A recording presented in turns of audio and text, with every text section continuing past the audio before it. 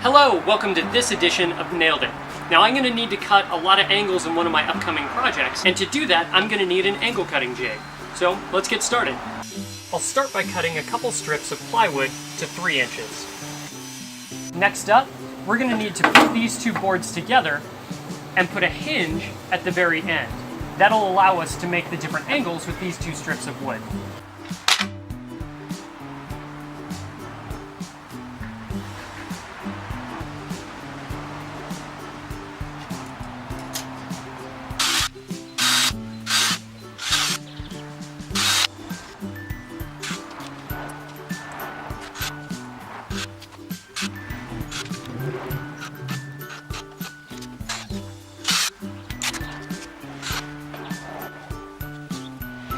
Next, we'll want to affix the backing plate with some wood glue and screws.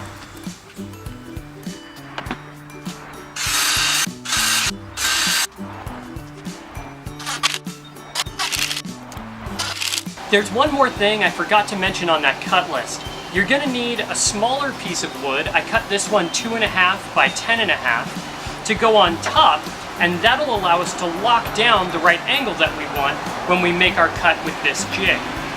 After you've cut out the size square you want, you're going to need to cut a slide hole somewhere inside that piece of wood. I found that one good way to make this slide hole is to use a pencil and draw the same size circle that our cutting jig can make. Then using a drill and a jigsaw, I can cut out that line.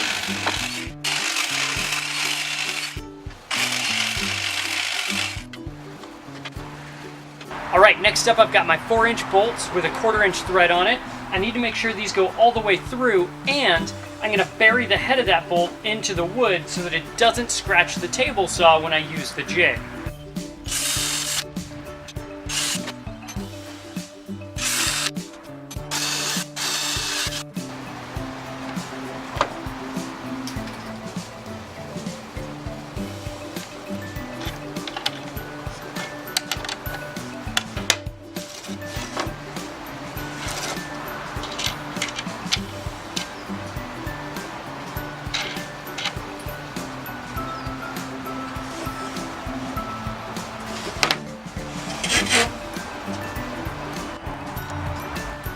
Then using a tool to measure my angles, I can mark some of the more important ones, like 5 degrees, 10 degrees. Or if you're like me, you can make a mistake and think it says 25 degrees or 20 degrees. And then go back, cross it out, and put the actual measurements back on. You know, in hindsight, actually drawing the different angles on the front here really isn't all that valuable. In fact, I think most of these are somewhat inaccurate. So rather than doing that, if you were going to make one of these, in hindsight, I wouldn't do that at all. Instead, I would just use my angle gauge, measure out the angle that I need, mark it on the board, and line that up with my table saw. I'm going to give that a shot, and we'll see how well that works.